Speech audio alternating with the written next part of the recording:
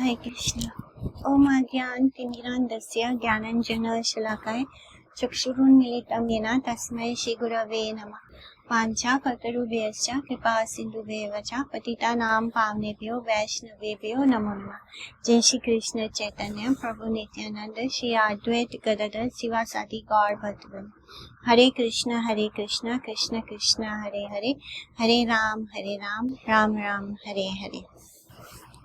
तो कल हरिदास ठाकुर की बारी थी। मुरारी गुप्त के बाद प्रभु हरिदास ठाकुर को बोलते हैं कि हरिदास ठाकुर तुम मुझे देखो। हरिदास ठाकुर, मेरी अपनी देह से तो तुम्हारी देह श्रेष्ठ है, तुम जिस जाति के हो वही मेरी भी जाति है। तो इस तरह वो हरिदास ठाकुर को बोलते हैं। लेकिन जो अपने आप को श्रेष्ठ मानते हैं, जो यवनों को की देह की अपेक्षा खुद को श्रेष्ठ मानते हैं और वो ऐसे उनको पाखंडी कहकर हिंदू जन अपनी अपनी जाति के गर्व से झूमते हुए, तो इस तरह ऐसे लोगों को भगवान बताना चाहते हैं कि जो हरि नाम करता है वो श्रेष्ठ होता है। तो वहां तक हमने किया था श्लोका नंबर 36 तक, दशम अध्याय का। और अब हम आगे बढ़ेंगे। शुक्र सोनीत से उत्पन्न देहधारी जनगण अपने अपने हिंदू अथवा अहिंदू विचार की सहायता से अपनी श्रेष्ठता की स्थापना करने में लगे रहते हैं। हरि भजन की दृढ़ता एवं गढ़ता के विषय में उदासीन रहने से ही उन लोगों को ऐसी विचारधारा बलवती होती है। तथाकथित पापिष्ट यवन देह अथवा पुण्यवान हिंदू शरीर लौकिक विचार से ही अपनी अपनी श्रेष्ठता की स्थापना करते हैं। इस प्रकार के विचार के वशीभूत होकर वैष्णव की निंदा करके नरक के रास्ते पर चलने पर उन लोगों का मंगल नहीं होगा। दीक्षा काले भक्त करे आत्मसमर्पण, सेई काले कृष्ण तारे करे आत्मसम, सेई देह करे तार चिदानंदमय, अप्रकृत देह तार चरण भजय। अर्थात दीक्षा के समय जब भक्त भगवान को आत्मसमर्पण करता है, उसी समय कृष्ण भक्त को अपने समान बना देते हैं और इसी से भक्त की जो देह है वो भी चिद आनंदमय हो जाती है। और उस अप्राकृत चिद आनंदमय देह के सहारे वो भक्त निरंतर श्री कृष्ण के चरण कमलों का भजन करता रहता है। प्राकृत देह इंद्रियानि या दीनामेवा भक्ति संसर्गने प्राकृत तत्वम स्पर्श मणि न्याय नैवा साधु बुद्ध्या महे, अचिंत्य शक्त्या भक्त्या उपदेश काल एवं तस्या गुणातीतानि देहीन्द्रिया मनांसिमया भक्ति महात्म्य दर्शनार्थम लक्षितमेव सृज्यन्ते, मिथ्या भूतानि तान्यात्या लक्षितमेवा लयम यान्ति। ये श्लोक की सारार्थ दर्शनी टीका। अर्थात पारसमणि के स्पर्श से जैसे लोहा सोना बन जाता है, वैसे ही भक्ति के संसर्ग में आने पर प्राकृत देह इंद्रिया आदि भी अप्राकृत तत्व को प्राप्त हो जाती है। जैसे कि पारसमणि स्टोन होता है, उसको स्पर्श करने से अगर लोहे को उससे स्पर्श किया जाए तो क्या होता है, वो सोना बन जाता है। वैसे ही क्या होता है, जब कोई भक्ति के मार्ग में आता है और तो भगवान के स्पर्श से क्या होता है कि वो भी अप्राकृत हो जाता है, उसकी इंद्रिया आदि भी अप्राकृत तत्व को प्राप्त हो जाती है। भक्ति के उपदेश के समय से ही भगवान भक्ति का महात्म्य प्रदर्शित करने के लिए अचिंत्य शक्ति की सहायता से भक्त के त्रिगुणातीत देह इंद्रिया एवं मन को इस प्रकार से प्रकाशित करते हैं कि दूसरा कोई उसे देख ना सके एवं असत्य से उत्पन्न जड़ देह इंद्रिया आदि का दूसरों के द्वारा अलक्षित रूप से विनाश कर देते हैं। अन्य अलक्षित, दूसरों के द्वारा अलक्षित कहने का तात्पर्य ये है कि तत्व के बारे में अंधे व्यक्ति उस भक्त के स्वरूप की उपलब्धि करने में असमर्थ होकर उसको पूर्व परिचय से ही परिचित कराते रहते हैं एवं उसकी देह को भी जन्म मरणशील हार्ड मास की थैली समझकर वैष्णव के चरणों में अपराधी होते रहते हैं। माने जब हम पहले भक्ति में आने से पहले जैसे होते हैं तो क्या होता है कि जो आम लोग हैं, जो भक्त नहीं है, वो क्या होते हैं, वो लोग देख नहीं पाते हैं कि उनके अंदर जो भक्ति में आने के बाद जो व्यक्ति के अंदर ट्रांसफॉर्मेशन हो चुका है, वो उस ट्रांसफॉर्मेशन को नहीं देख पाते हैं।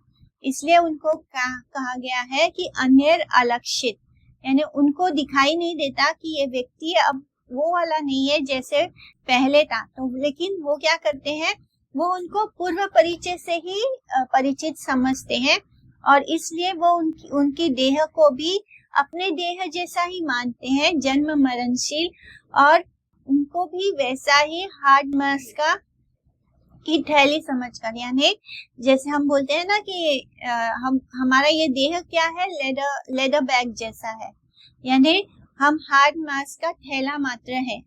तो इस तरह वो वैष्णव जनों को भी वो लोग उसी तरह जानकर अपराधी होते रहते हैं।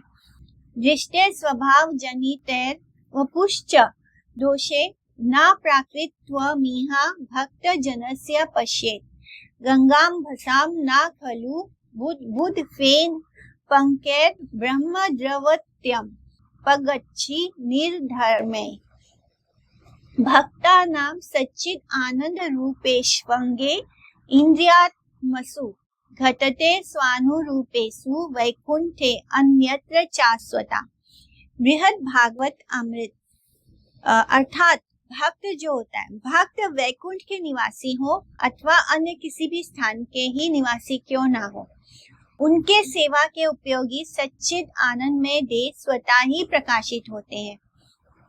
भक्ति की स्फूर्ति से उनके 5 भौतिक देह सच्चिद आनंद में हो जाते हैं। इस प्रकार के देह का जन्म और मृत्यु भगवान के सच्चिद आनंद में देह के आविर्भाव तिरोभाव की भांति ही होता है। जो लोग भक्त एवं भगवान के आविर्भाव और तिरोभाव को कर्मों का फल भोगने के लिए विवश जीवों के जन्म और मृत्यु की भांति समझते हैं, वे मुक्ति को प्राप्त करने के बदले में बारंबार प्रपंच में क्लेशों को प्राप्त करते रहते हैं और उन लोगों को मुक्ति नहीं मिलती। तो जो भक्त का देह होता है वो हम सब के जैसे नहीं होता, यानी हम सब तो अपने कर्मों का फल भोग रहे हैं और जो लोग कर्मों का फल भोग रहे हैं उनका जो देह होता है वो जन्म और मृत्यु को प्राप्त होता है। लेकिन जो भक्त होता है उसका देह ट्रांसेंडेंटल होता है, वो पर इस धरती के हमारे देह जैसा नहीं होता, इसलिए वो कर्मों का फल के कारण नहीं होता है। लेकिन जो लोग ऐसा समझते हैं कि भक्तों का देह भी उनके देह जैसा है, तो उनका क्या होता है, उनको कभी भी मुक्ति नहीं प्राप्त होती है। वो बार बार उस प्रपंच और क्लेश को प्राप्त होते हैं, यानी क्योंकि वो भक्तों को भी उनका अपमान करते हैं, जिसके कारण उनको अपराध लगता है और उस अपराध के कारण वो और भी ज्यादा क्लेशों को भोगते हैं, इसलिए उनको कभी भी मुक्ति नहीं मिलती है। लोभ के वशवर्ती होकर मानव अपनी इच्छा के अनुसार चलना फिरना आरंभ करता है। इससे कभी कभी पाप आकर उन्हें घेर लेता है। जिस समय तक निरपेक्ष भाव एवं भजनीय वस्तु के प्रति सेवा प्रवृत्ति का अभाव रहता है, उसी समय तक जीव भोगों के राज्य में नाना प्रकार के पाप पुण्यों का आवाहन करते हैं। मुक्त पुरुषों के साथ विरोध करना पापी का धर्म है। पुण्यवान व्यक्ति मुक्त विचारों पर आक्रमण नहीं करते हैं, इसलिए मुक्त विचार को ग्रहण भी नहीं करते हैं। इसलिए बद्ध जीवों के प्रति उन श्रेय पंथियों की करुणा सदा वर्तमान रहती है। परंतु पाप पुण्य जाल में उलझे भोगी व्यक्ति जब भागवत भक्तों को दुख देने के लिए तत्पर होते हैं, तब भक्तगण साधारण लोगों की भांति प्रतिशोध की आकांक्षा नहीं करते हैं। ऐसा ना करने से इस प्रकार के मनोभाव स्वयं पापी को एक के बाद एक अनेक दुखदायक क्लेशों में आबद्ध करते रहते हैं। तो जो भक्त होते हैं वो उन लोगों के साथ बदला लेना जैसे बोलते हैं ना, हाँ, उनके मन में ये भाव आता ही नहीं है कि मुझे मेरे साथ किसी ने कुछ गलत किया तो मैं भी उससे प्रतिशोध करूं। तो प्रतिशोध का भाव जो होता है वो भक्तों के अंदर नहीं होता। वो इस सब में पड़ते ही नहीं। वो अपना समय इन चीजों में, बहस करने में, लड़ाई झगड़ा करने में, इन चीजों में भक्त अपना समय नहीं बर्बाद करते। वो किसी से प्रतिशोध करने में नहीं लगते, जिस कारण क्या होता है कि जो लोग उनके साथ गलत करते हैं, उनको परेशान करते हैं, वो लोग अपने ही कर्मों का फल भोगते हुए बहुत सारे क्लेशों में आबद्ध होते रहते हैं और उनके जीवन में एक के बाद एक दुख आता रहता है। इससे भक्तों के हृदय में पाप कर्म करने वालों के लिए दुख का अनुभव होता है। लेकिन जो भक्त होता है वो ये देखकर भी दुखी होता है कि जिन्होंने उसके साथ गलत किया है, अगर वो भी कष्ट में हो तो भक्त का हृदय जो होता है वो उसको देखकर भी दुखी होता है। एवं भक्तों के भजन में बाधा डालने से भक्तों के कारण भगवान को भी दुख उपस्थित होता है। इसलिए जब हम भक्तों के भजन में, उनकी भक्ति में बाधा डालते हैं तो क्या होता है, भगवान को भी दुख होता है।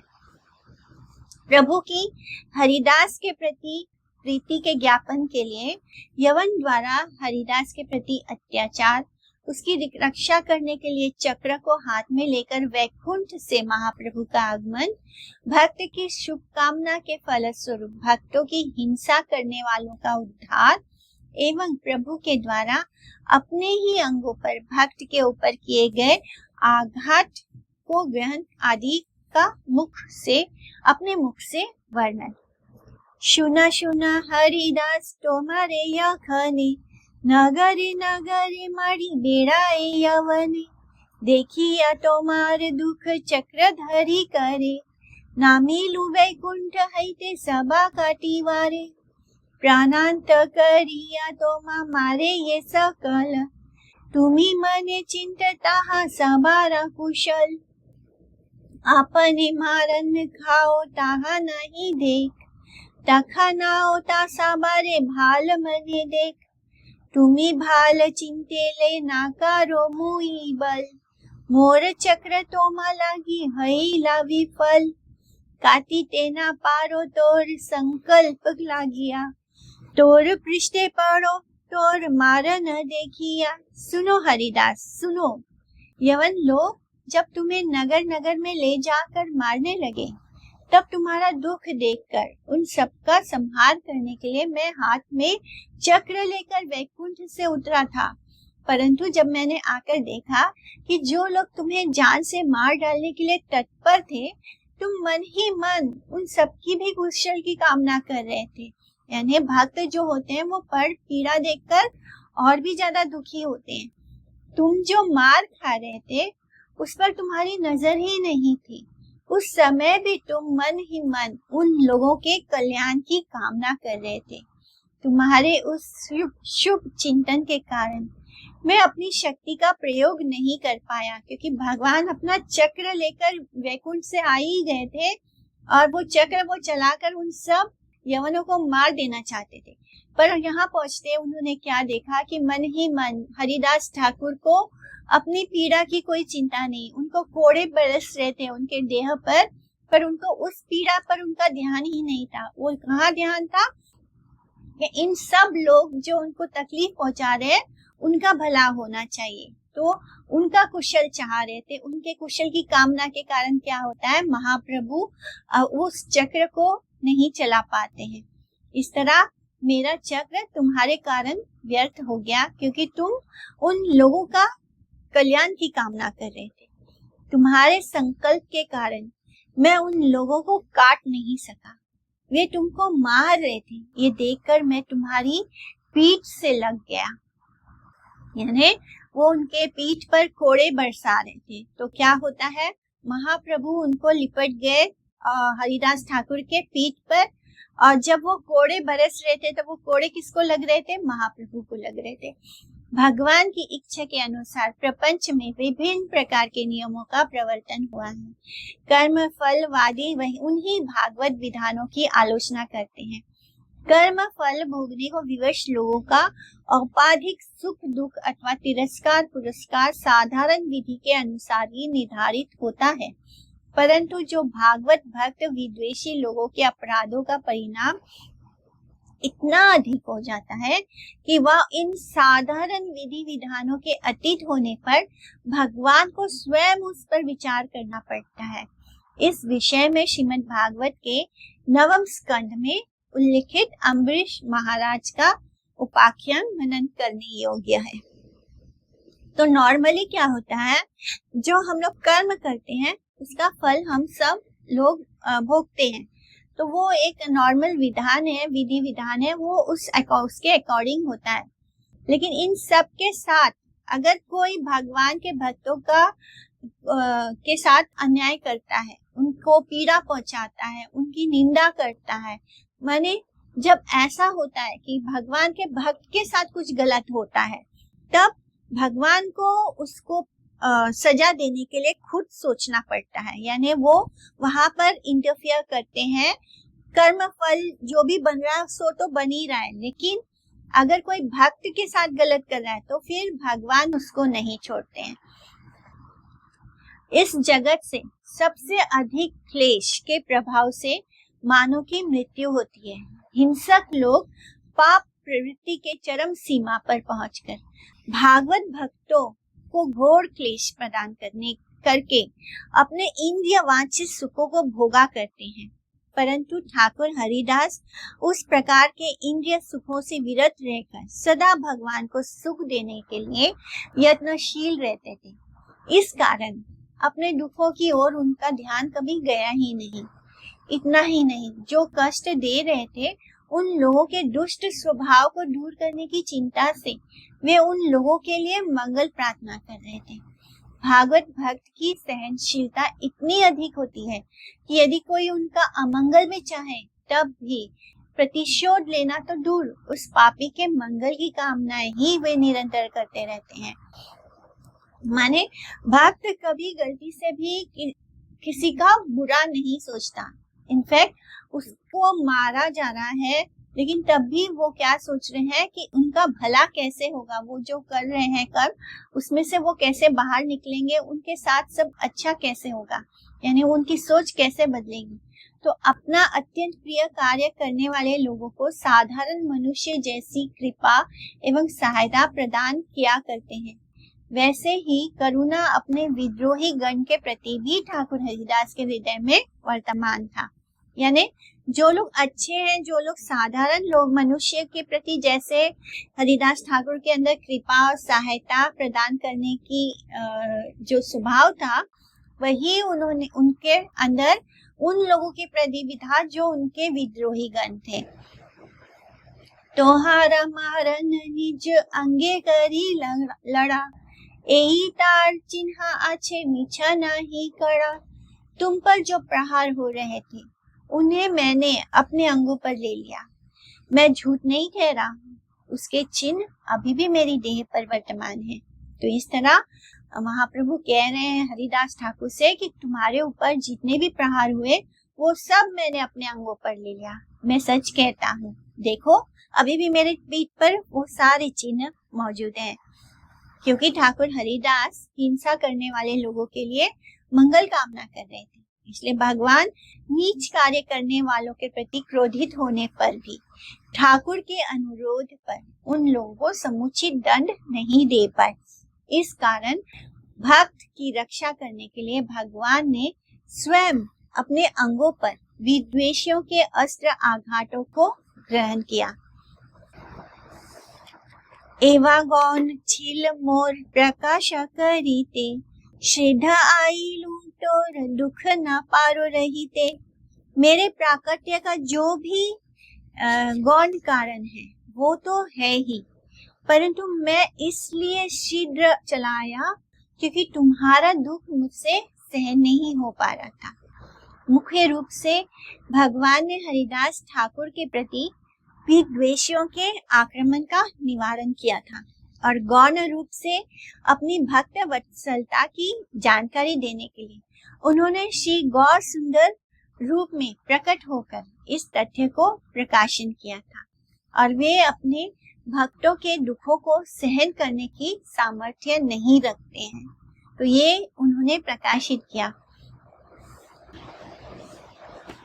तुम्हारे चीनीला मोड़ नाड़ा भाल मते सर्व भावे मोरे बंदी करीला अद्वैते। मेरे नाड़ा कौन है? अद्वैताचार्य। तो मेरे नाड़ा ने तुम्हें अच्छी तरह से पहचाना है और अद्वैत ने मुझे कभी सभी प्रकार से बंदी बना रखा है। अद्वैत प्रभु ठाकुर हरिदास को अच्छी तरह से पहचान पाए थे और अद्वैत प्रभु भगवान श्री चैतन्य देव की संपत्ति विशेष है। अद्वैत प्रभु की सेवा से विवश होकर भगवान सभी प्रकार से उनके अधीन है, तो इसलिए वो कहते हैं कि मुझे सभी प्रकार से अद्वैत आचार्य ने बंदी बना रखा है, क्योंकि भगवान उनके प्रेम से बंध गए हैं और उनके प्रेम से बंधे हैं। भक्त बड़ाई ते से ठाकुर भाल जाने ना की ना बले की ना करे भक्तेरा कारणे। तो ठाकुर भली भांति जानते थे कि भक्तों की महिमा कैसे बढ़ाई जाती है, वे भक्तों के लिए क्या नहीं बोलते हैं और क्या नहीं करते हैं। तो ऐसा कोई कार्य नहीं है जिसे भगवान भक्त की महिमा वृद्धि के लिए नहीं करते हैं। ऐसी कोई बात नहीं है जिसे भक्तों की महिमा बढ़ाने के लिए वे नहीं बोलते हैं। भगवान अभिज्ञ है, इसलिए उनके द्वारा ही अलौकिक कार्य करना संभव है। ज्वलंता आनला प्रभु भक्त लागी खाए भक्तेरा किंकर हया आपना इच्छाए। भक्त के लिए प्रभु जलती हुई आग को भी खा जाते हैं। जो भगवान ने कृष्ण ने किस तरह दावानल को पूरा निगल लिया था और अपनी इच्छा से ही वे भक्त के किंकर भी बन जाते हैं। श्री कृष्ण द्वारा अनल भक्षण एक बार मुंज के वन में प्रविष्ट होकर और गायों को उनकी इच्छा के अनुसार चरने के लिए छोड़कर गोप बालक खेल का आनंद ले रहे थे। उसी समय चारों ओर से दावानल प्रज्वलित हो उठा। तब गोप बालक श्री कृष्ण की शरण में आए और भक्त वत्सल भगवान ने मुहूर्त मात्र में एक क्षण के लिए उनको आंख बंद करने के लिए कहा था ग्वाल बालों को, और सारा दावानल जितनी भी अग्नि थी उसको पी गए थे। तो भक्त के कैंकर्या यानी उनके दास के विषय में पांडवों का दूध बनना, अर्जुन का सारथी बनना आदि प्रसंग शास्त्रों में देखे जाते हैं।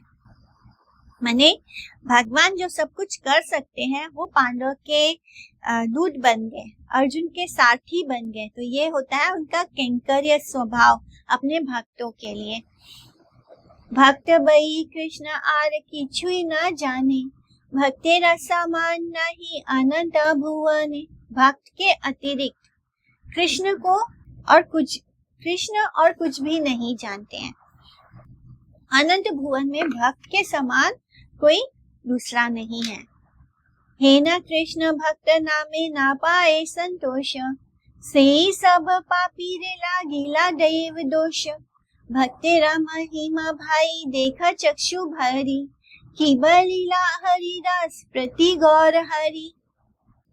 तो ऐसे कृष्ण भक्तों के नामों को सुनकर जिन्हें आनंद नहीं मिलता हो, समझना चाहिए कि उन सब पापियों को दैव दोष लगा हुआ है।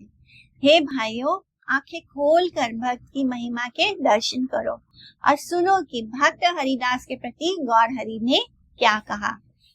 तो जो लोग भगवान के भक्तों की महिमा को सुनकर आनंद नहीं होते, जिनको अच्छा ही नहीं लगता है सुनने में, कथा सुनने में आनंद नहीं आता, तो ये उन लोगों को देव दोष लगा हुआ है। इसलिए वो सब पापी हैं और इसलिए उनको भक्तों की महिमा सुनने में कोई आनंद नहीं आता है। तो अब सुनते हैं हम महाप्रभु क्या कहते हैं। प्रभु मुखे सुनी महाकारुण्य वचन मूर्छिता पड़िला हरिदास तटशन। बाम्य दूर गेले भूमि तले हरिदास आनंदे डूबीला टिल्लो ढका नहीं श्वास। प्रभु बले उठ उठ मोर हरिदास। मनोरथ भरी देख आमारा प्रकाश। भाम्य पाई हरिदास प्रभु रा वचने। कोठा रूप दर्शन कराए क्रंदने। सकल अंगने पड़ी गाड़ा गाड़ी आए। महाश्वास बहे शने शने मूर्छा पाए। महावेश हैला हरिदासे रा शरीरे। चैतन्य कराए स्थिर तबु नहीं स्थिर। बाप विश्वंभर प्रभु जग तेरा नाथ। पाठ कीरे करा कृपा परिला तो मात। निर्गुण अधम सर्व जाति बहिष्कृता। मुई की बलिवा प्रभु तुम्हारा चरिता। देखिले पाठक मोरे परशिले स्नान। मुई की बलिवा प्रभु तुम्हारा आख्यान। एक सत्य करिया छा आपन वदने। ये जन तोमार करे चरण स्मरणे। कीट तुल्य हया यदि तारे नहीं छाड़। इहा ते अन्यथा हेला नरेंद्रेरा पाड़। एही बल नाही मोर स्मरण विहीन। स्मरण करिले मात्र राखा तुम्ही दीन। सभा मध्ये द्रौपदी करीते विवसन। अनिला पापिष्ट दुर्योधन दुशासन। संकटे पडिया कृष्ण तोमा संगरीला। स्मरण प्रभावे तुम्ही वस्त्रे प्रवेशिला। स्मरण प्रभावे वस्त्र हईला अनंत। तथापि हा ना जानिला से सब दुरंत। कोना काने पार्वती रे दाखिनी गणे। बेरिया खाई ते कैल तोमार स्मरणे। स्मरण प्रभावे तुम्ही आविर्भूत हया। करीला साबार शास्त्री वैष्णवी तारिया। हेन तोमा स्मरण विहीन मुई पाप। मोरे तोर चरणी शरण देहे बाप। विष सर्प अग्नि जले पाथरे बांधिया। फेलिले प्रहलादे दृष्ट हिरण्य धरिया। प्रहलाद करिला तोर चरण स्मरण। स्मरण प्रभावे सर्व दुख विमोचन। कारो व भांगिला दंत कारो तेजो नाश। स्मरण प्रभावे तुम्ही हईला प्रकाश। पांडुपुत्र संगरीला दुर्वासार भय। आरण्य प्रत्यक्ष हैला हैया सदय। चिंता नाही युधिष्ठिर हेर देख आम्ही। आम्ही दिवा मुनी भिक्षा बसी ठाक तुम्ही। अवशेष एक शाक आचिला हाडीते। संतोषे खाईला निज सेवक राखीते। स्नाने सब ऋषी उदर महाफुले। सेई मठ सब ऋषी पलाईला डरे। स्मरण प्रभाव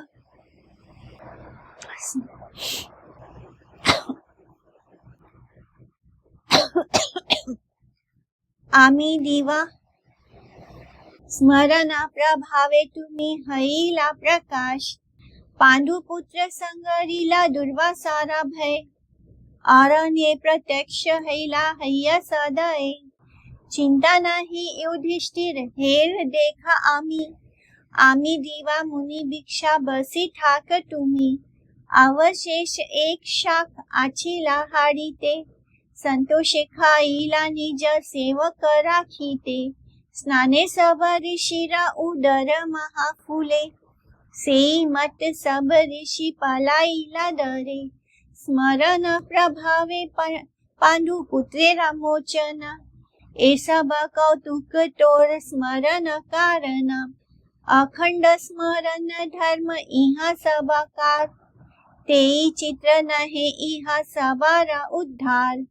आजामिल स्मरणेरा महिमा अपार।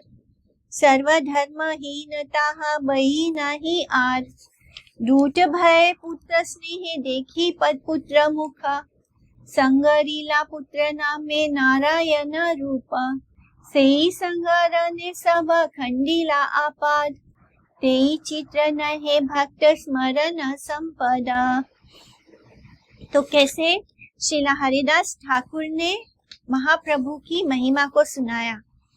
प्रभु के श्री मुख के महान करुणापूर्ण वचनों को सुनकर हरिदास उसी क्षण मूर्छित हो गए। तो जिस तरह हरिदास ठाकुर को महाप्रभु ने याद कराया कि किस तरह मैं तुम्हारे पीठ पर लिपट गया था और किस तरह मैंने वो सब कोड़े खाए और अभी भी मेरे पीठ पर वो सारे कोड़ों के निशान मौजूद हैं। तो ये सब सुनकर हरिदास ठाकुर प्रेम में इतने भावुक हो गए कि वो उसी क्षण मूर्छित हो गए।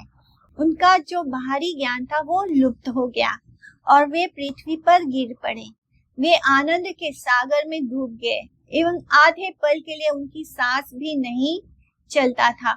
उसी समय प्रभु बोले, उठो उठो मेरे हरिदास, प्राण भरकर मेरे प्रकाश को देख लो। प्रभु के वचनों से हरिदास को बाहरी ज्ञान हुआ, भाम्य ज्ञान हुआ। उन्होंने प्रभु का रूप देखना चाहा, परंतु रूप दर्शन कहा। वे तो केवल रोने लगे। तो आंखों में इतने आंसू भरे कि प्रभु को ठीक से देख भी नहीं पा रहे हैं। सारे आंगन में गिरकर वो लोटपोट होने लगे। क्षण में लंबी सांसें लेते तो क्षण में मूर्छित हो जाते। हरिदास के शरीर में महान आवेश का प्रकाश हुआ था। चैतन्य ने उनको स्थिर किया, फिर भी वे अस्थिर बने रहे। व्याकुल होकर वो कहने लगे, हे प्रभु, हे जगत के नाथ, हे पिता विश्वम्भर, मुझ पातकी पर कृपा कीजिए, यानी मुझ पापी पर कृपा कीजिए। ये पापी तुम्हारी शरण में आया हुआ है। मैं गुणहीन हूँ, अधम हूँ, नीच जाति का हूँ। आपके महान चरित्र के बारे में मैं क्या बोलूं?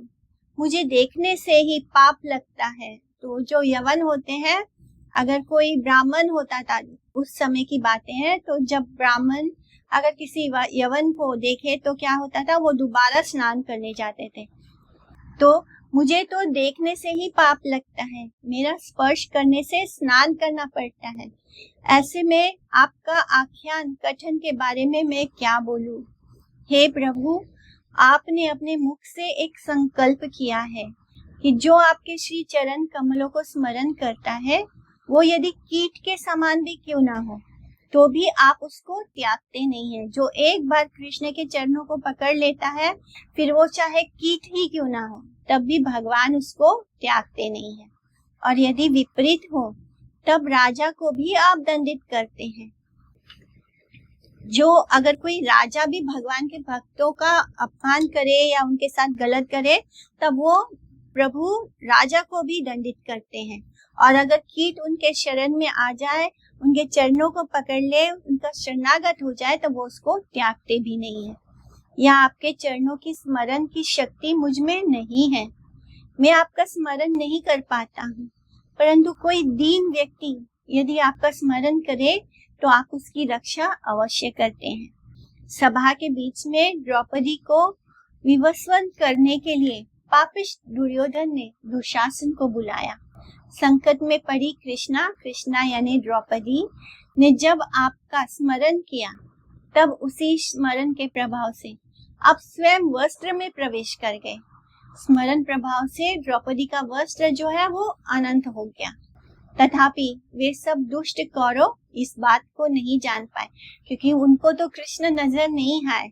उनको जो पापी होते हैं, कृष्ण सिर्फ अपने भक्तों को महसूस होते हैं, उनको ही दिखाई देते हैं। जो पापी होते हैं उनको नहीं दिखाई देता।